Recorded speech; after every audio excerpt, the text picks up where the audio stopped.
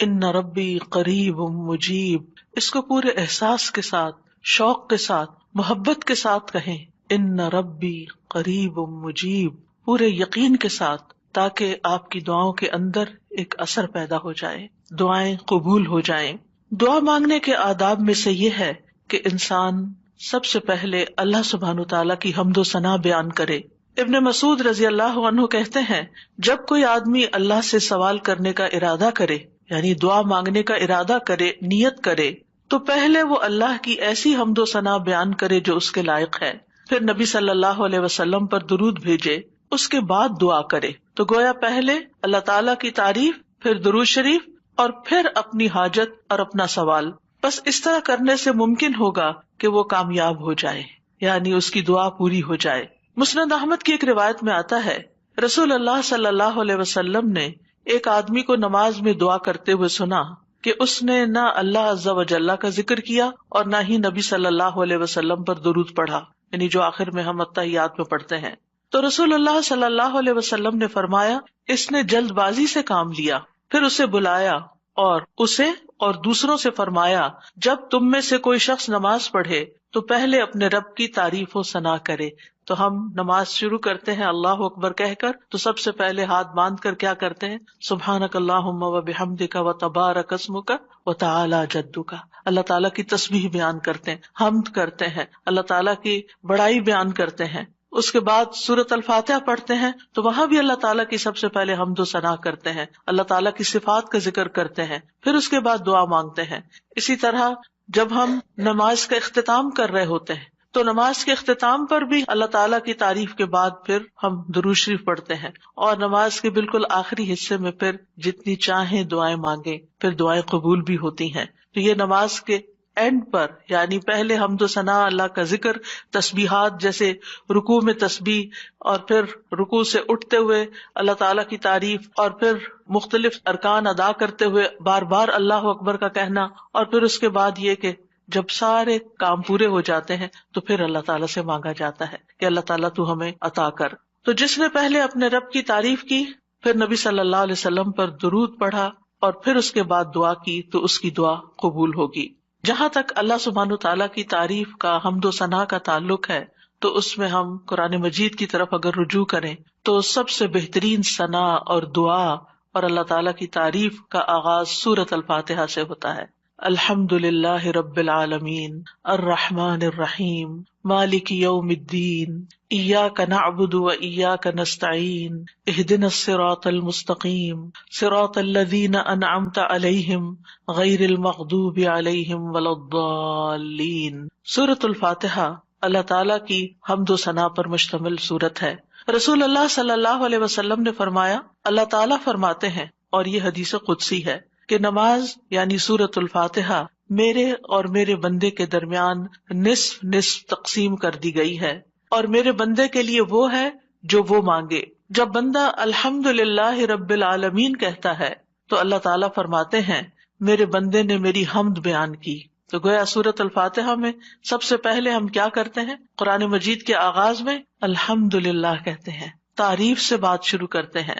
پھر فرمایا، اور جب وہ الرحمن الرحیم کہتا ہے تو اللہ تعالیٰ فرماتا ہے، میرے بندے نے میری ثنا کی، یعنی میری تعریف بیان کی۔ اور جب وہ مالک یوم الدین کہتا ہے تو اللہ تعالیٰ فرماتے ہیں، میرے بندے نے میری بزرگی بیان کی، یا فرماتا ہے کہ میرے بندے نے اپنے کام میرے سپرد کر دیے۔ اور جب وہ ایاک نعبد و ایاک نستعین کہتا ہے تو اللہ تعالیٰ فرماتا ہے، یہ میرے اور میرے بندے کے درمیان ہے، اور میرے بندے کے لیے وہ ہے جو اس نے مانگا ہے، میرے بندے کے لیے وہ ہے جو اس نے مانگا ہے۔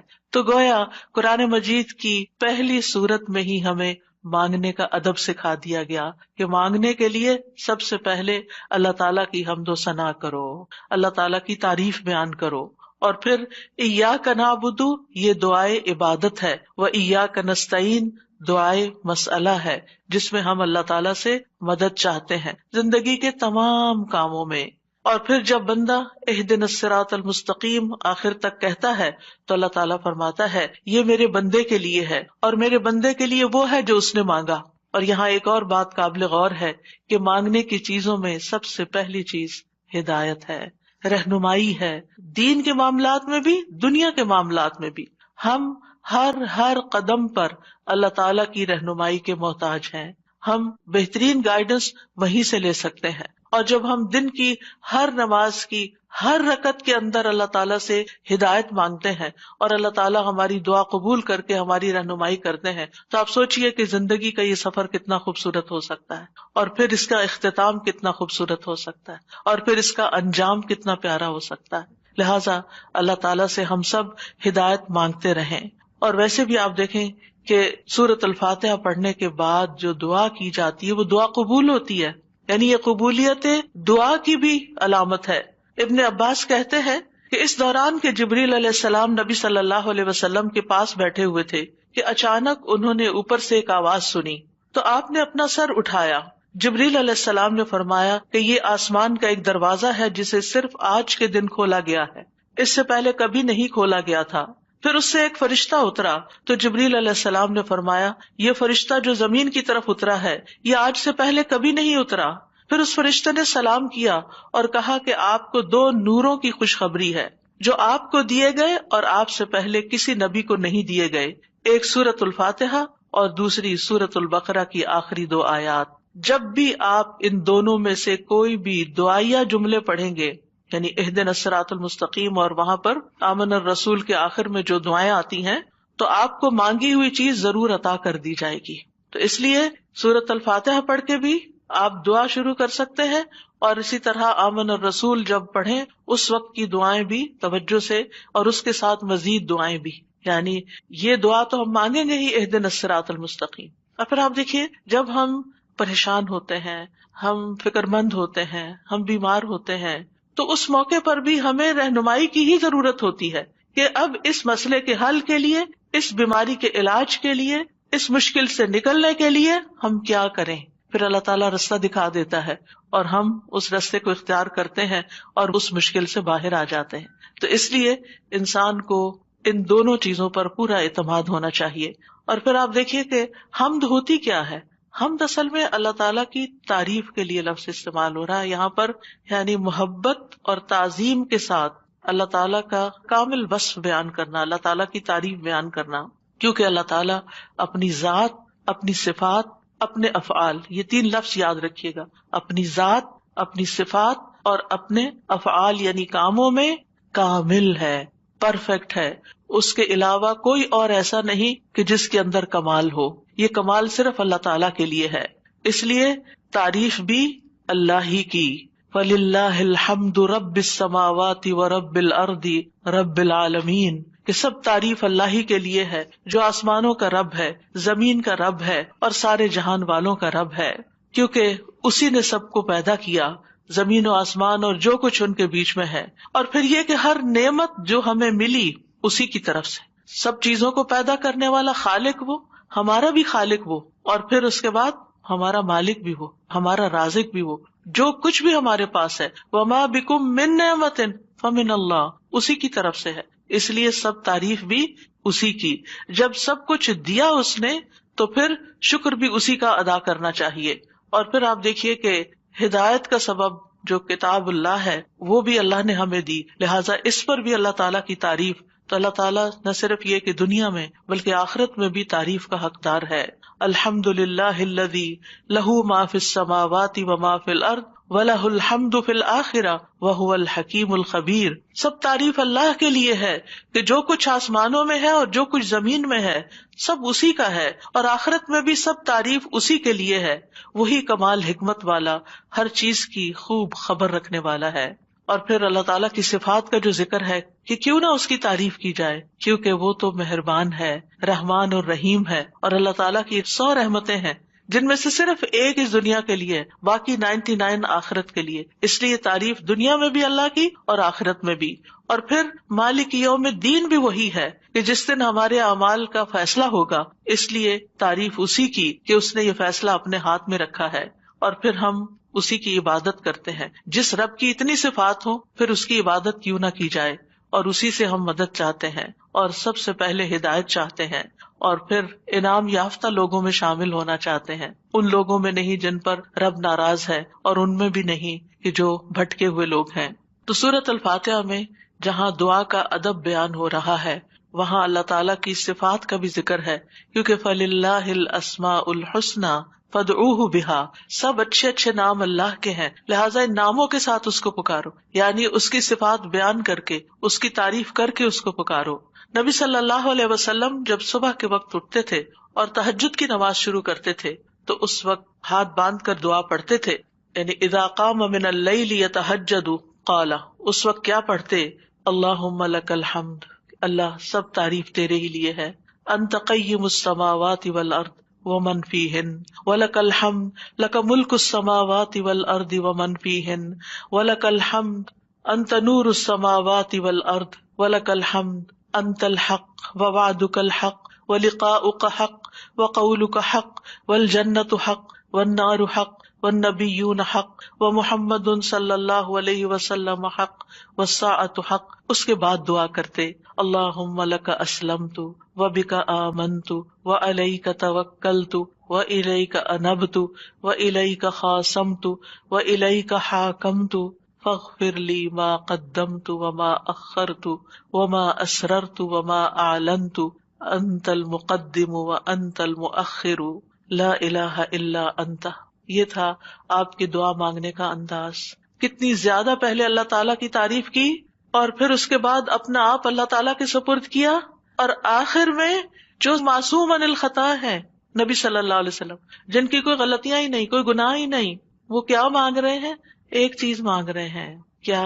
فاغفر لی ما قدمت وما اخرت وما اسررت وما اعلنت، اللہ تو مجھے بخش دے، میرے اگلے پچھلے پوشیدہ اور ظاہری گناہوں کو معاف کر دے، تو ہی پہلے تھا اور تو ہی آخر میں ہوگا، تیرے سوا کوئی معبود نہیں۔ نبی صلی اللہ علیہ وسلم کے تہجد کے وقت کی اس دعا سے ہمارے لیے سیکھنے کی کیا بات ہے کہ دعا کا ایک بڑا حصہ کس پر مبنی ہونا چاہیے؟ اللہ تعالیٰ کی تعریف پر مبنی ہونا چاہیے۔ لیکن ہم نے کبھی یہ دعا کا سلیقہ سیکھا ہی نہیں، اللہ تعالیٰ کی یہ تعریف کبھی اس طرح کی ہی نہیں۔ ہمیں صرف اپنا آپ ہی یاد رہتا ہے، صرف اپنے مسائل یاد رہتے ہیں، صرف اپنی پریشانیوں کا ذکر رہتا ہے، اللہ تعالیٰ کی حمد و ثنا ہم بھولے رہتے ہیں۔ اور پھر یہ کہ اللہ سبحانہ و تعالیٰ کی حمد و ثنا کا حق ادا نہیں ہو سکتا جتنی بھی ہم کریں، اس لیے جو اللہ کے پیارے بندے ہوتے ہیں وہ اللہ تعالیٰ کی حمد و ثنا میں زیادہ وقت لگاتے ہیں۔ تو آج سے جو سیکھنے کی بات ہے، جو ٹیک ہوم میسج ہے، وہ یہ کہ ہم اگر چاہتے ہیں کہ اللہ تعالیٰ ہماری مشکلات آسان کریں، ہمیں بخش دے دنیا میں بھی اور آخرت میں بھی، تو پھر اللہ کی تعریف بیان، اللہ کی توحید بیان کریں، اللہ تعالیٰ کی حمد بیان کریں، اللہ تعالیٰ کی تکبیر بیان کریں، اللہ تعالیٰ کی تسبیح بیان کریں۔ اور پھر ہم دیکھتے ہیں کہ قیامت کے دن اللہ تعالیٰ نبی صلی اللہ علیہ وسلم کو سفارش کرنے سے پہلے اپنی حمد سکھائیں گے۔ یعنی ایک تو دنیا کے دعائیں ہیں نا جو دنیا میں ہم مانگتے ہیں، اور آخرت میں اس بات کی دعا کہ اللہ تعالیٰ آپ حساب کتاب قائم کر دیں، یہ بھی ایک دعا ہوگی نا، یہ سفارش ایک دعا ہے۔ لیکن اس سفارش سے پہلے کیا ہوگا؟ یعنی قیامت کے دن جب لوگ پریشان ہوں گے، انبیاء کے پاس جائیں گے تو انبیاء ان کو آگے بھیجتے جائیں گے، حتیٰ کہ لوگ محمد صلی اللہ علیہ وسلم کے پاس آئیں گے۔ تو حدیث میں آتا ہے کہ وہ کہیں گے تم سب محمد صلی اللہ علیہ وسلم کے پاس جاؤ، اللہ نے ان کے اگلے پچھلے سب گناہ معاف فرما دیے ہیں، تو وہ سب میرے پاس آئیں گے، تو میں سب کو لے کر اللہ کی بارگاہ میں حاضر ہونے کی اجازت چاہوں گا۔ اجازت ملنے پر سجدے میں گر پڑوں گا۔ عاجزی دیکھیے، ہمبلنس دیکھیے، اور جب تک اللہ چاہے گا میں سجدے میں ہی رہوں گا، یعنی جتنا اللہ پسند کرے گا اتنی دیر میں جھکا ہی رہوں گا۔ ہمارے سجدے کیسے ہوتے؟ ٹھونگے مار رہے ہوتے، اوپر نیچے، بس تھوڑی سی ایکسرسائز۔ حکم ہوگا اے محمد اپنا سر سجدے سے اٹھاؤ، مانگو دیے جاؤ گے، کہو سنا جائے گا، اور سفارش کرو تمہاری سفارش قبول کی جائے گی۔ میں اپنا سر اٹھاؤں گا اور اللہ کی وہ حمد کروں گا جو مجھے اس کی طرف سے سکھائی جائے گی، یعنی اس دن سکھائی جائے گی، اور وہ حمد وہیں ملے گی اور ان الفاظ سے حمد کریں گے۔ یعنی وہ حمد آج ہمیں نہیں پتا، آپ کو بھی نہیں پتا، اس وقت آپ کو سکھائی جائے گی، یعنی وہ ایسی حمد ہوگی جو اس سے پہلے کبھی نہیں ہوگی۔ اور پھر اللہ تعالیٰ کی حمد کے بعد آپ دعا کریں گے اور پھر حساب کتاب شروع ہو جائے گا۔ کیسا ہے وہ دن جس سے ہم غافل رہتے ہیں، جس کو ہم بھولے رہتے ہیں۔ اگر اس دن کی فکر لگ جائے تو دنیا کی ساری پریشانیاں ختم ہو جائیں، سارے دکھ دور ہو جائیں، سارے مسئلے ہی ختم ہو جائیں، کوئی مسئلہ ہی نہ رہے۔ اس لیے ہم سب کو اس رمضان میں جو سیکھنے کی بات ہے وہ یہ کہ دعائیں تو ہم کریں گے، لیکن اس سے زیادہ ہم اللہ تعالیٰ کی حمد و ثنا بیان کریں گے۔ اللہ تعالیٰ کی حمد و ثنا کے دو حصے ہیں، ایک تسبیح ہے اور ایک تحمید ہے۔ اللہ سبحانہ و تعالیٰ نے اپنی تسبیح اور تحمید دونوں کا حکم دیا ہے۔ سورۃ الحجر میں آتا ہے فسبح بحمد ربک، یعنی حمد کے ساتھ اور کیا کرو؟ تسبیح کرو، وکم من الساجدین، اور سجدہ کرنے والوں میں سے ہو جائیں۔ سورۃ النصر میں آتا ہے فسبح بحمد ربک واستغفرہ انہ کان توابا، آپ اپنے رب کی حمد کے ساتھ اس کی تسبیح کیجیے اور اس سے بخشش طلب کیجیے، یقیناً وہ بڑا توبہ قبول کرنے والا ہے۔ سورۃ الواقعہ میں آتا ہے فسبح بسم ربک العظیم۔ سورۃ الاعلی میں آتا ہے سبح اسم ربک الاعلی، یعنی باقاعدہ تسبیح کا حکم دیا گیا ہے۔ ایک اور جگہ آتا ہے وسبح بحمد ربک بالعشی والابکار، صبح و شام اپنے رب کی حمد کے ساتھ تسبیح کیجیے۔ اللہ تعالیٰ اہل ایمان کو بھی حکم دیتے ہیں، مجھے اور آپ کو بھی حکم دیتے ہیں، یا ایھا الذین آمنوا اذکروا اللہ ذکرا کثیرا وسبحوہ بکرۃ واصیلا، اے ایمان والو اللہ کو بکثرت یاد کرو اور صبح و شام اس کی تسبیح کیا کرو۔ کیوں؟ اس لیے کہ اللہ سبحانہ وتعالیٰ نے خود اپنی تسبیح بیان کی ہے، سبحان الذی اسری بعبدہ لیلا من المسجد الحرام الی المسجد الاقصی۔ فرشتے اس کی تسبیح بیان کرتے ہیں، یسبحون بحمد ربہم، انبیاء اس کی تسبیح بیان کرتے ہیں، رسول اللہ صلی اللہ علیہ وسلم اللہ تعالیٰ کی تسبیح بیان کرتے تھے، کائنات کی ہر چیز اللہ کی تسبیح بیان کر رہی۔ وَإِن مِّن شَيْءٍ إِلَّا يُسَبِّحُ بِحَمْدِهِ وَلَٰكِن لَّا تَفْقَهُونَ تَسْبِيحَهُمْ، یہ زمین جس پر ہم بیٹھے ہیں یہ بھی اللہ کی تسبیح کرتی ہے، یہ آسمان جس کو ہم دیکھتے ہیں وہ بھی اللہ کی تسبیح کرتا ہے، ایک ایک ذرہ اللہ کی تسبیح کر رہا، ایک ایک ذرہ، الیکٹرونز اور پروٹونز بھی اللہ کی تسبیح کر رہے ہیں، ہر چیز اللہ کی تسبیح میں ہے، اور اہل ایمان بھی اللہ کی تسبیح کرتے ہیں۔ پھر ہم تسبیح کیوں نہ کریں؟ کیا چیز ہمیں روکے ہوئے ہے؟ کس وجہ سے ہم تسبیح میں کوتاہی کرتے ہیں؟ ایک اور جگہ پر آتا ہے تسبح لہ السماوات السبع والارض ومن فیہن، ساتوں آسمان اور زمین اس کی تسبیح کرتے ہیں اور جو بھی ان میں ہے، پرندے بھی اللہ کی تسبیح بیان کرتے ہیں، بجلی کی کڑک بھی اللہ کی تسبیح بیان کرتی ہے، داؤد علیہ السلام کے ساتھ پہاڑ اور پرندے بھی تسبیح کیا کرتے تھے، فرشتے بھی تسبیح کرتے ہیں، اور حاملین عرش اللہ سبحانہ تعالیٰ کی ہر وقت تسبیح و تحمید میں لگے رہتے ہیں۔ الذین یحملون العرش ومن حولہ یسبحون بحمد ربہم، کیا زبردست کام ہے ان کا، جن کو سب سے اعلیٰ ترین ڈیوٹی دی گئی ہے کہ وہ عرش الہی کو اٹھا کے رکھے۔ وہ فرشتے جو عرش اٹھائے ہوئے ہیں اور جو اس کے ارد گرد ہیں، سب اپنے رب کی حمد کے ساتھ اس کی تسبیح بیان کرتے ہیں۔ قیامت کے دن بھی وہ ایسا ہی کریں گے۔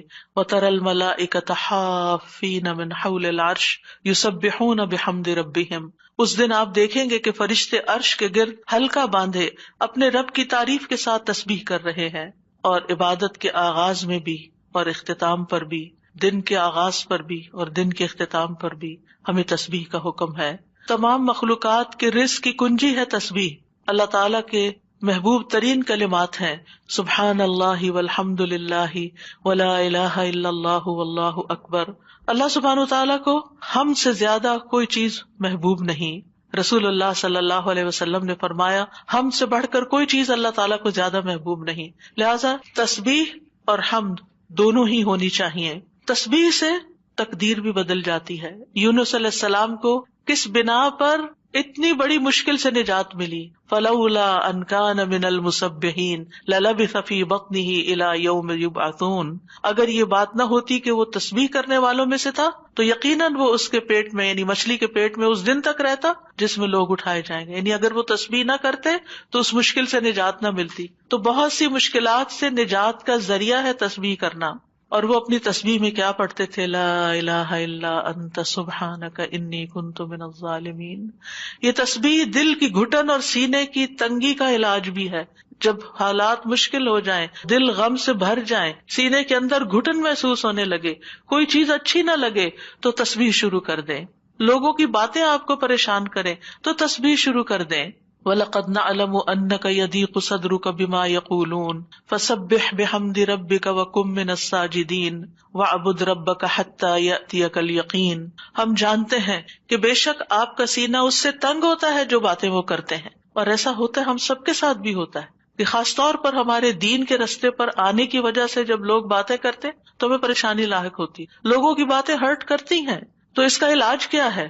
اس کا علاج اپنے آپ کو ڈیفینڈ کرنا نہیں ہے، اپنی صفائیاں بیان کرنا نہیں ہے، جواباً اٹیک کرنا نہیں ہے. بد اخلاقی کے جواب میں بد اخلاقی کوئی نیکی نہیں ہوتی، اس کے جواب میں اپنے رب کی طرف رجوع کرنا ہے، اس کی تسبیح کرنی. اللہ تو پاک ہے، میں تو گناہگار ہوں، مجھ پہ اگر لوگ باتیں کرتے بھی ہیں تو میرا قصور ہو سکتا ہے، لیکن ساری پاکی تو تیرے ہی لیے ہے، ساری تعریف تو تیرے ہی لیے ہے. اور پھر سجدوں کی کثرت. پھر اسی طرح اگر انسان کے اندر بخل کے جذبات ہو، کچھ خرچ کرنے کو دل نہ چاہتا ہو، خوف آتا ہو، رات کا خوف ہو، دشمن کا خوف ہو، ڈر لگے، تو ایسی صورت میں بھی انسان کو تسبیح پڑھنی چاہیے. سبحان اللہ والحمد للہ ولا الہ الا اللہ واللہ اکبر. اور ویسے بھی ایک دفعہ سبحان اللہ اور الحمد للہ کہنے سے زمین و آسمان بھر جاتا ہے، اتنا بڑا اجر و ثواب ہے اس کا، یعنی معمولی چیز نہیں ہے. رسول اللہ صلی اللہ علیہ وسلم نے فرمایا، اور سبحان اللہ اور الحمد للہ کہنے سے زمین و آسمان کی درمیانی فضا بھر جاتی ہے. گناہ جتنے بھی ہوں تسبیح اور تحمید کہنے سے معاف ہو جاتے ہیں. عرش الہی کے گرد بھی ان کلمات کی بھنبھناہٹ ہوتی ہے، یعنی وہاں بھی تسبیح پڑھی جاتی ہے. تسبیح پڑھنے والوں کے چہروں پر رونق آ جاتی ہے، حمد سے خیر و برکات نصیب ہوتی ہیں. امام ابن قیم کہتے ہیں، جو ہمیشہ تسبیح کرتا ہے اس کے چہرے کے خطوط چمک اٹھتے ہیں، یعنی اس کا چہرہ روشن ہو جاتا ہے. اور جو ہمیشہ حمد پڑھتا ہے اس کے اوپر مسلسل خیرات و برکات اترتی رہتی ہیں. تو دونوں چیزیں مل جائیں تو چہرے کی رونق بھی ملے گی اور اس کے ساتھ ساتھ اللہ تعالیٰ کی طرف سے رحمتیں بھی آئیں گی. اور فرمایا، جو ہمیشہ استغفار کرتا رہتا ہے اس کے لیے بند دروازے کھل جاتے ہیں. جن چیزوں میں رکاوٹ آئی ہوئی ہوتی، ہم اکثر شکایت کرتے رہتے ہیں اس چیز میں بندش ہے، اس میں بندش ہے. ان ساری بندشوں کا علاج تسبیح و تحمید میں ہے، لیکن ہم بھولے رہتے ہیں. ہم صرف پریشان رہتے ہیں اور پریشان ہو کر ذکر کرنا بھی بھول جاتے ہیں. اور یہ تو دنیا کے فائدے ہیں نا، لیکن قیامت کے دن میزان میں یہ کلمات بہت بھاری ہوں گے. آپ صلی اللہ علیہ وسلم نے ایک موقع پر اپنے ہاتھ سے 5 کا اشارہ کیا کہ یہ میزان میں بہت بھاری ہوں گے. کس قدر بھاری ہوں گے؟ اور پھر فرمایا، سبحان اللہ والحمد للہ ولا الہ الا اللہ واللہ اکبر. اور 5ویں چیز، مسلمان کا فوت ہونے والا نیک بیٹا، اس کا باپ ثواب کی امید کے ساتھ اس پر صبر کرے. تو یہ 5ویں چیز ہے. یعنی اگر کسی والد یا والدہ یا والدین دونوں کا جوان بیٹا فوت ہو جائے اور وہ نیک بھی ہو، جس سے یہ توقع ہو کہ ہمارے مرنے کے بعد وہ ہمارے لیے دعائیں کرے گا، لیکن انسان اللہ کی خاطر صبر کر لیتا ہے، تو یہ صبر میزان میں بہت زیادہ وزنی ہو جائے گا. اور قیامت کے دن سب سے زیادہ بہترین بندے وہ ہوں گے جو دنیا میں سب سے زیادہ حمد کرنے والے ہوں گے. اللہ کی تسبیح اور تحمید کے مسنون کلمات بھی ہیں جو نبی صلی اللہ علیہ وسلم نے خود سکھائے. آپ صرف اتنا بھی پڑھ سکتے ہیں، سبحان اللہ سبحان اللہ سبحان اللہ. آپ نے دیکھا ہوگا کچھ لوگوں کی گفتگو کا تکیہ کلام ہوتا ہے سبحان اللہ، اور دوسری بات میں وہ سبحان اللہ کہہ رہے ہوتے ہیں. اور خاص طور پر سبحان اللہ سورج طلوع ہونے اور غروب ہونے سے پہلے 100 بار پڑھا جائے تو یہ 100 اونٹوں سے زیادہ بہتر ہے. پھر اسی طرح سبحان اللہ کا مطلب کیا ہے کہ اللہ تعالیٰ پاک ہے. کس چیز سے؟ ہر نقص سے اور ہر عیب سے، ہر شبیہ سے، ہر مثیل سے. نہ کوئی اس جیسا ہے، نہ کوئی اس کی مثال ہے، یعنی ہر ایک میں نقص ہے، صرف اللہ ہی کامل ہے. تو اس کے کمال کی وجہ سے، یعنی وہ کامل ذات ہے، اس کے اندر کسی قسم کی کوئی کمی نہیں، کوئی عیب نہیں، کوئی خرابی نہیں، کوئی نقص نہیں. تو ہم جب کہتے ہیں سبحان اللہ تو اللہ تعالیٰ کو ہر طرح کے نقص سے پاک قرار دیتے ہیں، اور اس کے کمال میں بھی کوئی نقص نہیں، یعنی اللہ سبحانہ وتعالیٰ میں کوئی عیب نہیں، اور پھر یہ کہ وہ کامل ہے اور اس کے کمال میں کوئی کمی نہیں، کچھ بھی کمی نہیں. یہ بھی تسبیح کا معنی ہوتا ہے. اور پھر یہ کہ اللہ سبحانہ وتعالیٰ ہر کمی سے، کوتاہی سے، اور ان سارے جھوٹے خیالات اور گمانوں سے جو لوگ اس کے بارے میں رکھتے ہیں، ان سب سے پاک ہے. اور اللہ سبحانہ وتعالیٰ کی طرف ہم کوئی شر بھی منسوب نہیں کرتے. اللہ تعالیٰ ہر طرح کے شر سے بھی پاک ہے. تو یہ اللہ تعالیٰ کی بڑائی کا ایک کلمہ ہے. ایک شخص نے حضرت علی رضی اللہ عنہ سے پوچھا کہ سبحان اللہ کیا ہے؟ انہوں نے کہا یہ اللہ کی بڑائی کی تعظیم ہے. سبحان اللہ کلمہ توحید بھی ہے، ایمان کا رکن بھی ہے. ابن قیم کہتے ہیں تسبیح اللہ سبحانہ تعالیٰ کی ثنا اور تعریف ہے. یہ تعظیم، پاکیزگی اور تنزیہ پر مشتمل ہے. فرشتے مسلسل اس کی تسبیح کرتے ہیں، رکتے ہی نہیں. تمام کائنات، حیوانات، جمادات، نباتات، ریت کے ذرات، پانی کے قطرے، ہوائیں، بجلیاں، ہر چیز اس کی تسبیح کر رہی ہے.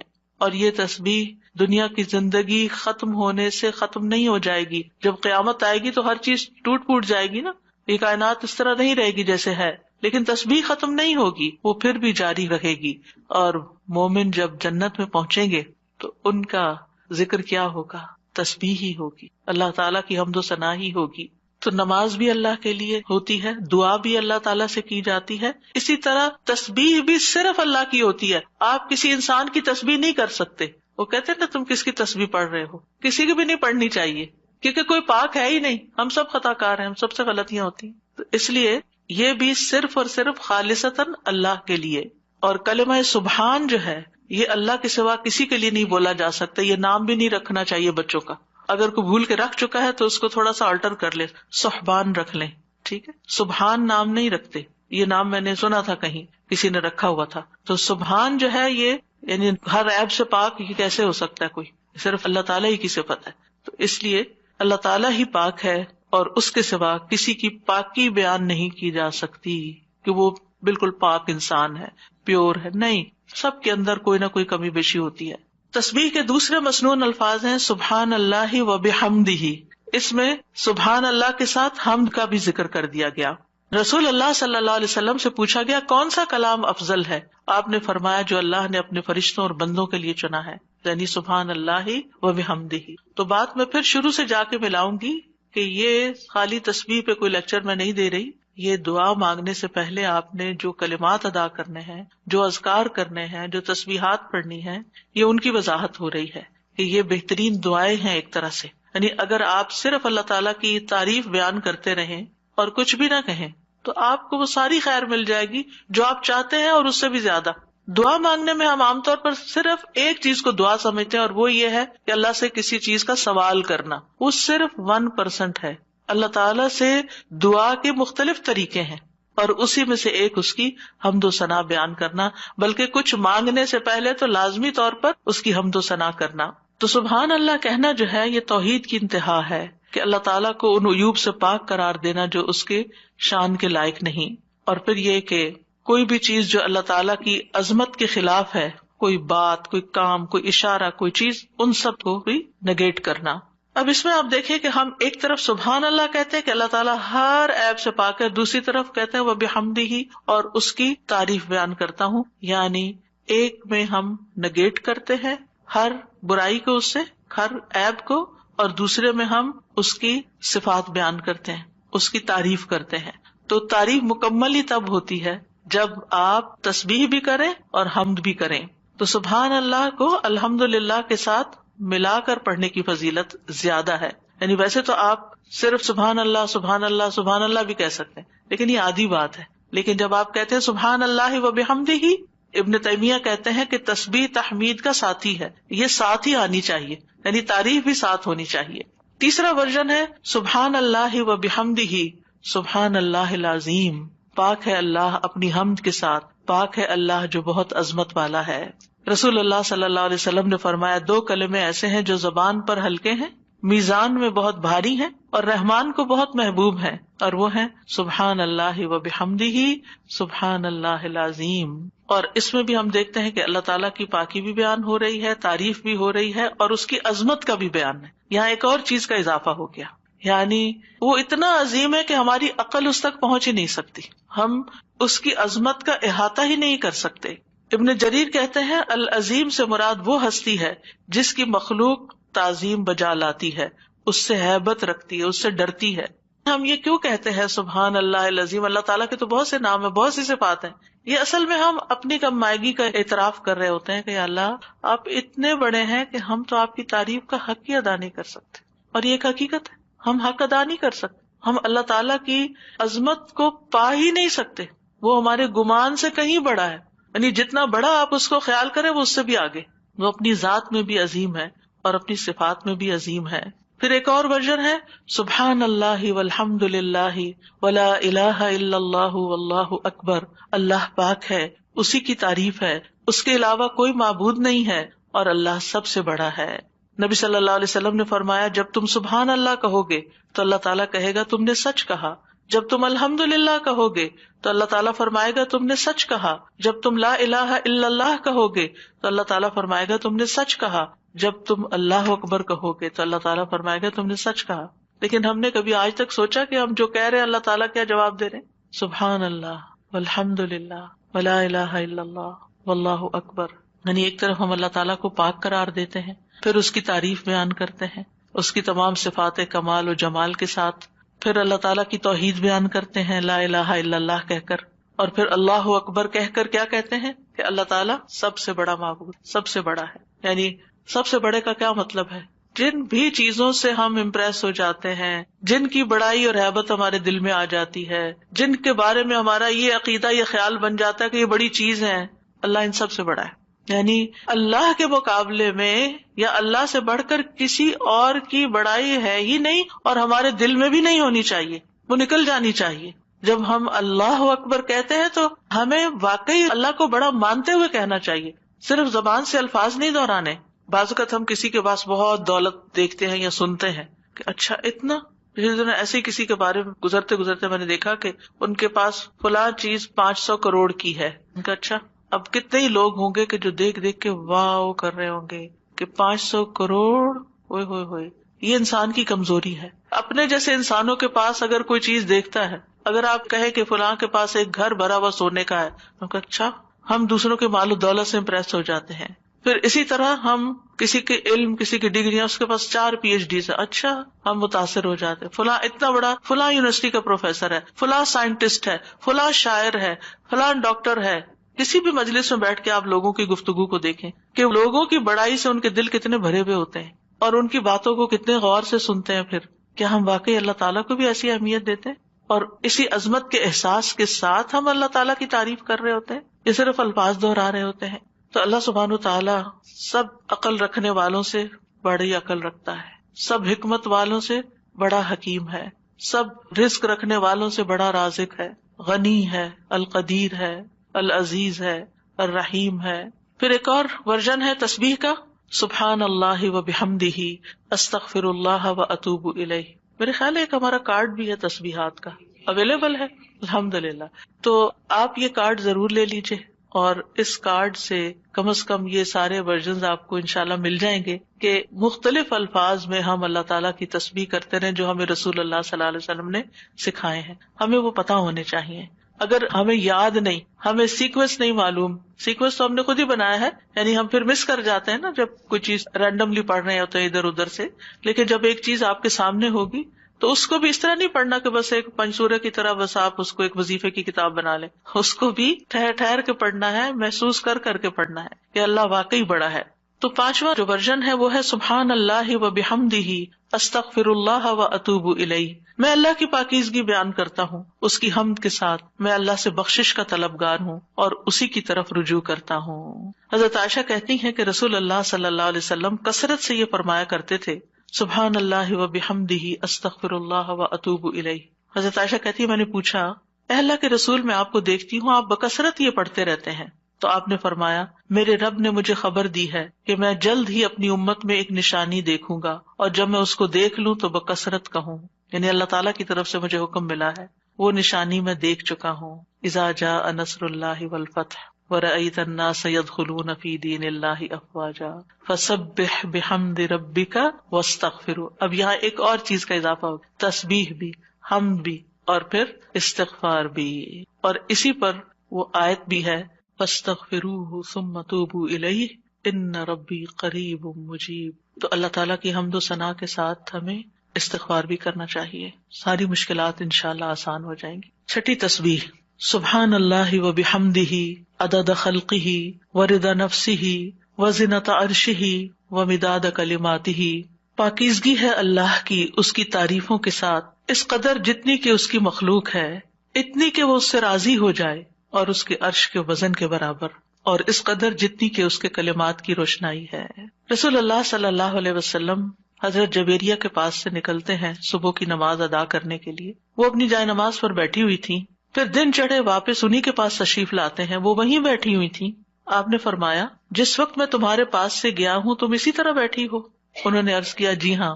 نبی صلی اللہ علیہ وسلم نے فرمایا میں نے تمہارے بعد ایسے 4 کلمات 3 بار کہے ہیں کہ اگر تمہارے آج کے کہے ہوئے کلمات کو ان کے ساتھ وزن کیا جائے تو ان کلمات کا وزن زیادہ ہوگا، اور وہ ہیں سبحان اللہ و بحمدہ عدد خلقہ ورضا نفسہ وزنۃ عرشہ ومداد کلماتہ. اللہ سبحانہ و تعالیٰ کی حمد و ثنا، سبحان اللہ و بحمدہ، تسبیح حمد کے ساتھ کتنی دفعہ؟ عدد خلقہ، اس کی مخلوقات کی تعداد کے برابر، یعنی جتنی بھی اللہ کی مخلوقات ہیں آپ جانتے ہیں کتنی؟ گن سکتے ہیں؟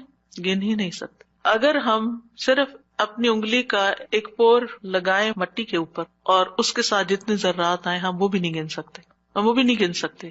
اور ہر ذرے کے اندر، ہر ایٹم کے اندر پھر الیکٹران پروٹون وغیرہ جو کچھ ہے اس کو گننا چاہیں تو گن ہی نہیں سکتے، ہم نہیں گن سکتے. وما یعلم جنود ربک الا ھو، صرف وہی جانتا ہے تعداد مخلوقات کی. یہ ستارے، یہ سیارے، یہ گیلیکسیز، یہ زمین، یہ آسمان، یہ سمندر، یہ پہاڑ، ہم تو اس پوری کائنات میں صرف ایک ڈاٹ کے اوپر بیٹھے ہوئے ہیں، اور اس زمین کے اندر جو کچھ ہم اس کو بھی نہیں گن سکتے، کہاں یہ کہ باقی کتنی مخلوقات ہیں. تو اس کا یہ مطلب نہیں کہ میں ایک دفعہ سبحان اللہ کہتا ہوں تو اتنی دفعہ ہو جاتا ہے میرا، یہ نہیں ہے اس کا مطلب. اس کا مطلب یہ ہے کہ اللہ سبحانہ وتعالیٰ کی اتنی زیادہ تعریف ہے، وہ اتنی تعریف کے لائق ہے، یعنی وہ اتنی تعریف ڈیزرو کرتا ہے جتنی مخلوقات کی تعداد ہے. اور آپ کو معلوم ہے وَإِن مِّن شَيْءٍ إِلَّا يُسَبِّحُ بِحَمْدِهِ، کوئی چیز ایسی نہیں جو اس کی تسبیح نہ کر رہی ہو. تو سبحان اللہ وبحمدہ عدد خلقہ، یعنی ان ساری مخلوقات کے ساتھ میں بھی شریک ہو رہا ہوں جو اللہ کی تسبیح میں لگی، ایک ایک ذرہ اللہ کی تسبیح کر رہا ہے. تو اس کے لیے تو نہ کوئی کاؤنٹ ہے نہ نمبر ہے، گن ہی نہیں سکتے. ہم 100 دانوں کی تسبیح لے کے خوش ہو جاتے ہیں، ہم تسبیح کر رہے ہیں. ایک 100 دفعہ پڑھ لینا، کوئی 100 دفعہ پڑھ لیا، اپنے آپ کو ہی تسلی دے دیتے ہیں. اس کو کیا پرواہ ہماری 100 دفعہ کی اگر ہم خلوص کے ساتھ نہیں پڑھتے. اس کی تو پوری کائنات اور کائنات کی ہر چیز. آپ ذرا باہر نکلے آج اور جب ڈرائیو کر کے جا رہے ہوں تو دائیں بائیں درختوں کو دیکھیں، پتوں کو دیکھیں، چڑیوں کو دیکھیں. آج صبح اتفاق سے پھر سنو پڑنے لگی تو میں ونڈو سے جب دیکھنے لگی تو پہلا خیال مجھے یہ آیا، یا اللہ اچھی خاصی پڑھ رہی تھی، اتنے اس کے فلیکس ہیں، یہ سارے تسبیح کرتے ہوئے گر رہے ہیں، سجدے میں پڑھ رہے ہیں، سجدے میں پڑھ رہے ہیں، حکم مانتے چلے جا رہے ہیں، مانتے، اور جب تک اللہ کا حکم ہوگا برسیں گے، اور پھر جب ختم ہو جائے گا بس ختم ہو جائیں گے. اور تھوڑی دیر کے بعد ان کا وجود بھی ختم ہو گیا، یعنی انہوں نے اپنے حصے کی تسبیح کر لی. جتنی دیر میں پیدا ہوئے تھے، جتنی دیر میں ختم ہوئے، اپنی تسبیح کرتے کرتے گئے، آغاز سے انتہا تک. بارش کے قطرے، ہوائیں، اڑتے پتے، یعنی کوئی انتہا ہی نہیں. یہ تو بہت معمولی مثال ہے، اگر انسان غور کرنا شروع کرے تو کوئی اس کی انتہا نہیں. عدد خلقہ، دل بھر کے کہا کریں عدد خلقہ، اور اپنے امیجنیشن کو بڑھائیں. پھر آپ دیکھیں گے کہ آپ کے اندر اللہ کی محبت کیسی آئے گی. تو جس کی تسبیح، جس کی تعریف اتنی کائنات کر رہی، اگر میں نے کوتاہی کی تو سراسر میرا ہی نقصان ہے، اس کا کچھ نہیں بگڑے گا. اس کو پرواہ ہی نہیں ہے میں کرتی ہوں یا نہیں، اس کو نہیں پرواہ. ہاں اگر میں دل سے کرتی ہوں اور محبت سے کرتی ہوں تو وہ بڑا ہی قدردان ہے. اور اس میں آپ دیکھیں کہ مخلوقات کی صرف ایک قسم مراد نہیں ہے، جن، انسان، فرشتے، چھوٹے بڑے، جانور، حیوان، پرند چرند، سب کے سب. پھر اس کے بعد ورضا نفسہ، اور اس کی نفس کی رضا کے مطابق، یعنی جس سے وہ راضی ہو جائے، جتنی اس کے نفس کی رضا ہے، جتنی اللہ تعالیٰ اپنی ذات کے لیے تسبیح کو پسند کرتا ہے. یعنی میرے پاس تو الفاظ ہی نہیں، کیونکہ اللہ کی رضا کیا ہے؟ ورضوان اللہ اکبر، سب سے بڑی چیز ہے اللہ کی رضا. یا انسان یوں کہ میں اللہ کی تسبیح کر رہی ہوں حتیٰ کہ وہ راضی ہو جائے، اور پھر اس کے بعد بھی تسبیح کر رہی ہوں، اس کے بعد بھی حمد ہے، وہ مجھ سے راضی بھی ہو جائے پھر بھی میں مزید کروں گی. یہ نہیں کہ میرا ایم یہ ہے کہ بس اللہ کو راضی کرنا ہے اور راضی ہوگا بس میرا کام ختم. نہیں، اس سے زیادہ، اس سے آگے. وزنۃ عرشہ، اس کے عرش کے وزن کے برابر، یعنی میں اتنی حمد اور تسبیح بیان کر رہی ہوں جتنا عرش کا وزن ہے. عرش ساری مخلوقات میں سے سب سے بڑی چیز ہے. وَهُوَ رَبُّ الْعَرْشِ الْعَظِيمِ. ابو ذر کہتے ہیں نبی صلی اللہ علیہ وسلم نے فرمایا، اے ابو ذر، کرسی کے مقابلے میں 7 آسمان اس طرح ہیں جیسے بیابان زمین میں کوئی چھلا پڑا ہوا ہو. پھر کرسی کے مقابلے میں عرش کا حجم اتنا ہے جیسے اس چھلے کے مقابلے میں بیابان کا وجود ہے. سبحان اللہ. اگر کرسی جو وسع کرسی السماوات والارض ہے، اس کی حیثیت اتنی ہے عرش کے سامنے جیسے زمین و آسمان کی کرسی کے سامنے، تو پھر عرش کتنا بڑا ہوگا. اور آپ کو معلوم ہے کہ اس کی مقدار کو اللہ کے سوا کوئی نہیں جانتا. تمام مخلوقات سے اونچا ہے وہ، یعنی مخلوقات کے بعد جو ہے وہ آسمان ہے، اور آسمان کے بعد جنت کے 100 درجے ہیں، اور ہر درجے کا درمیانی فاصلہ جو ہے وہ اتنا ہی ہے جیسے زمین اور آسمان کے بیچ کا فاصلہ. اور جنت الفردوس کی چھت کے اوپر عرش ہے. اسی لیے حضرت آسیہ نے کہا تھا رب ابنی لی عندک بیتا فی الجنہ، کہ قرب ہی قرب ہو، کیونکہ اس قرب میں لذت ہے، اس کو قریب محسوس کرنے میں اصل مزہ ہے. اور حقیقت یہ ہے کہ اس دنیا میں سب سے زیادہ خوبصورت احساس، سب سے زیادہ لذت والی چیز رب کی معرفت ہے. یہ سب سے بڑی حقیقت ہے، سب سے بڑا ٹروتھ ہے. جو اپنے رب کو پا لیتا ہے اور اپنے رب کے قرب کو محسوس کر لیتا ہے، پھر اس کے سامنے دنیا کی ہر نعمت چھوٹی ہو جاتی ہے، ہر مسئلہ چھوٹا ہو جاتا ہے، کیونکہ اس نے پا لیا ہے جس کو پانا چاہیے تھا، جس کے لیے وہ بھیجا گیا تھا دنیا میں، اس نے اس کو پا لیا. تو بہرحال اللہ تعالیٰ کے عرش کے وزن کے برابر اس کی حمد و ثنا. ومداد کلماتی ہی، کلمات سے مراد اللہ کا وہ کلام ہے جس کے ساتھ اللہ نے اپنے رسولوں کے ساتھ کلام کیا، جو کتابوں کی شکل میں اتارا، جو اس کے لوح محفوظ میں ہے. یہ کلام، اس کی وسعت کیا ہے؟ قرآن مجید میں آتا ہے قل لو کان البحر مدادا لکلمات ربہ لنفد البحر قبل ان تنفد کلمات ربہ ولو جئنا بمثلہ مددا. کہہ دیجئے اگر سمندر میرے رب کی باتوں کے لیے سیاہی بن جائے تو یقیناً سمندر ختم ہو جائے گا اس سے پہلے کہ میرے رب کی باتیں ختم ہوں، اگرچہ ہم اس کے برابر اور سیاہی لے آئے. دوسری جگہ پر آتا ہے 7 ابحر، 7 سمندر بھی مزید آ جائیں تو خشک ہو جائیں گے لکھ لکھ کر، لیکن رب کے کلمات ختم نہیں ہوں گے. اس کے برابر اللہ کی تعریف. اور یہاں پر ایک طرح سے بطور مبالغہ سب چیزوں کی مثال دی گئی ہے، ورنہ اللہ کی تعریف تو اس سے بھی زیادہ، اس کا تو کوئی شمار ہی نہیں کر سکتا. پھر ہم اپنی ساری زندگی میں کتنی تسبیح کر رہے ہیں، کیا کر لیا ہم نے؟ کچھ بہت بڑا مارکا مال ہے. پھر کس بات کا غرور، کس بات کا تکبر کہ ہم کیا چیز ہیں، ہم کتنے نیک ہیں، یہ تو خیال آنا بھی نہیں چاہیے.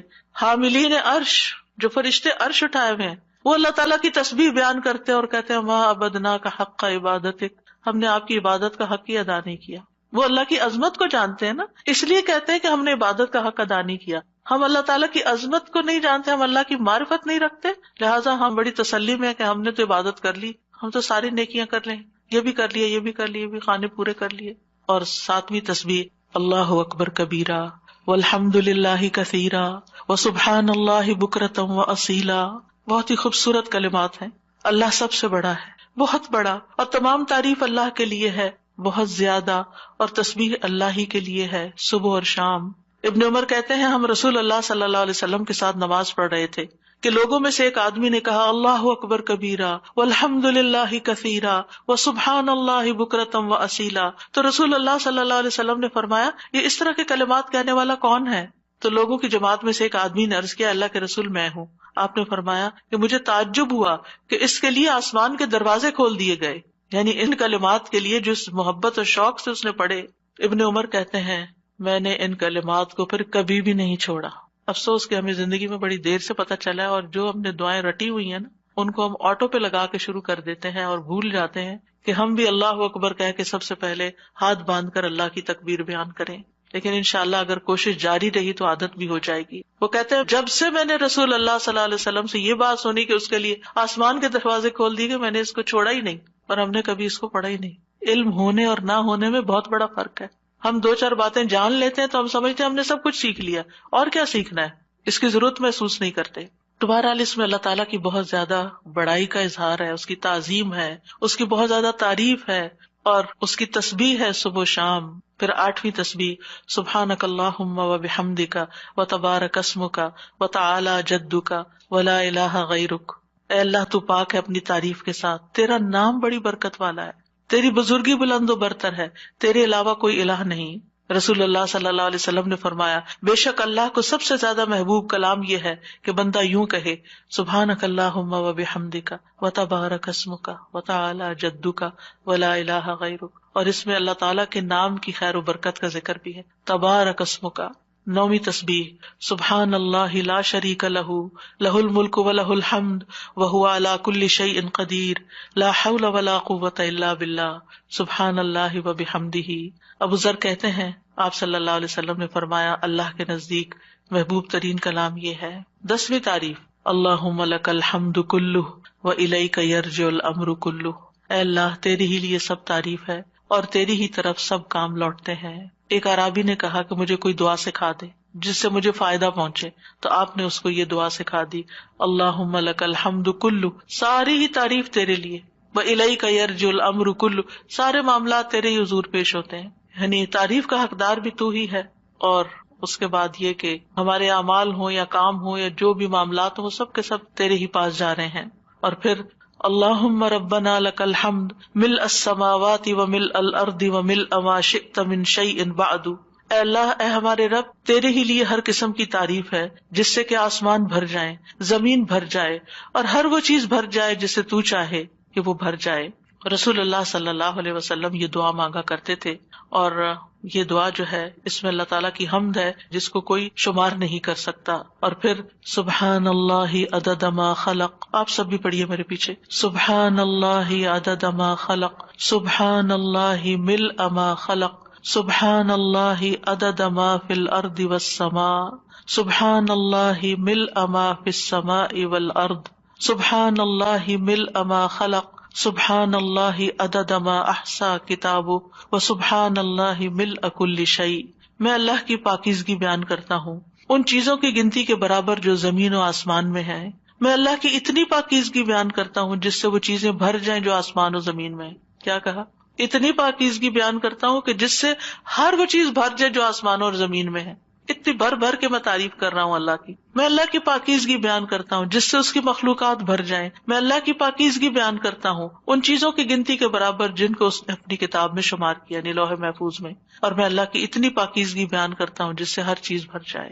اور یہ خوبصورت ترین دعا ہے اللہ تعالیٰ کی تعریف کی۔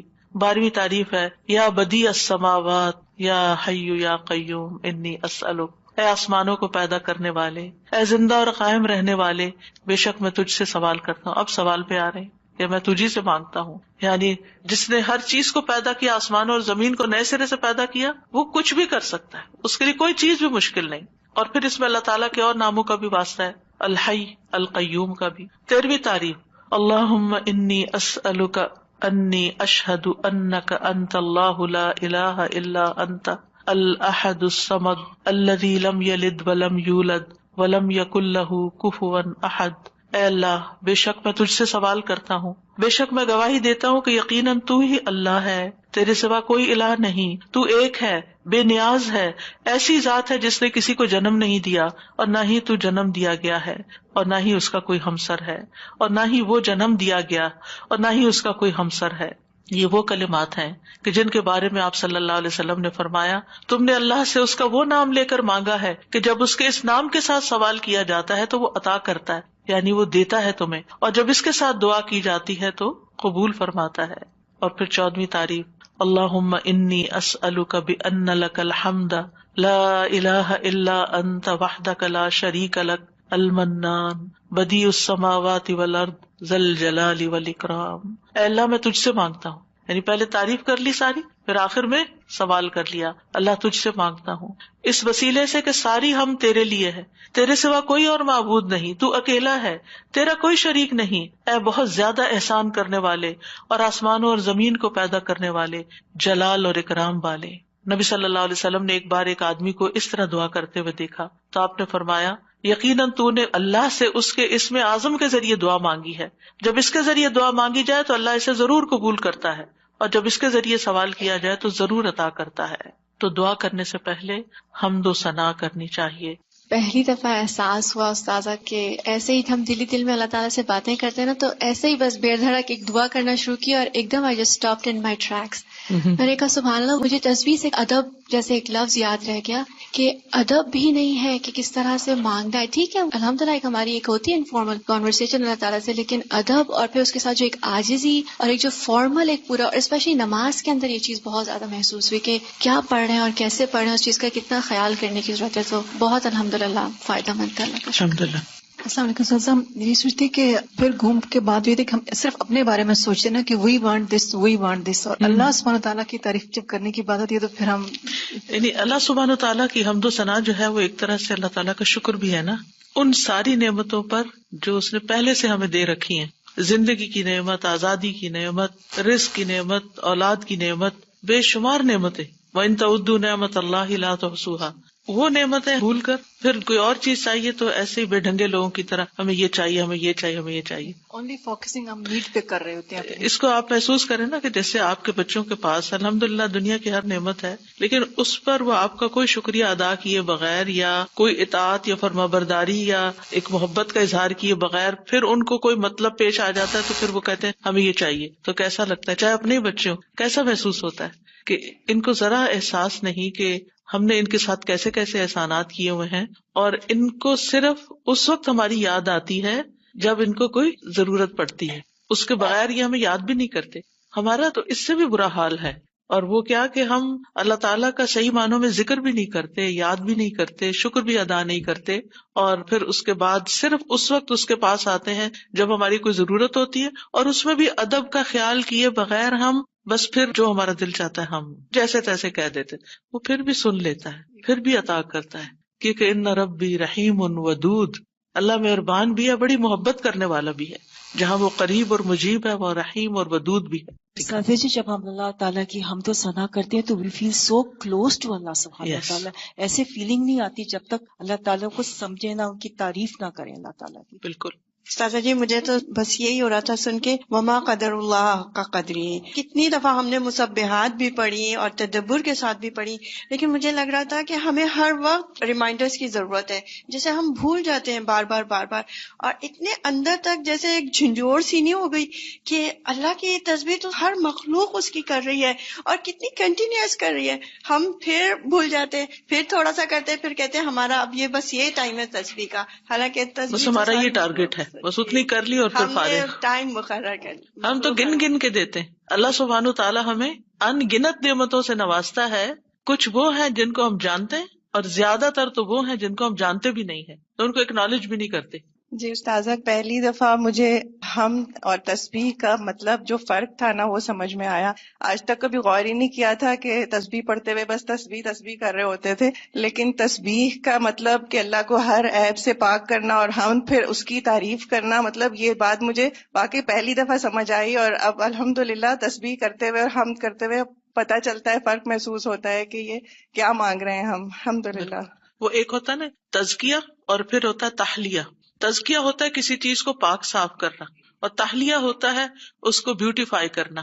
تو اللہ سبحانہ تعالیٰ کو ہم ہر عیب سے پاک قرار دیتے ہیں. ہم اس بات کا اظہار کرتے ہیں کہ اس کے اندر کوئی عیب، کوئی کمی، کوئی نقص، کسی قسم کے اس کے کمال میں بھی کوئی کمی نہیں. ایک تو ویسے کوئی عیب نہیں، اور ایک ہی اتنا پرفیکٹ ہے کہ اس پرفیکشن میں کوئی کمی نہیں ہے، یعنی کہیں سے بھی کم نہیں ہے. اور پھر اس کے بعد حمد یعنی پھر تعریف بیان کرتے ہیں، پھر تحلیہ. سبحانک اللہم و بحمدک، اشہد ان لا الہ الا انت، استغفرک و اتوب الیک. یہ بھی ایک تسبیح ہے. السلام علیکم و رحمۃ اللہ وبرکاتہ.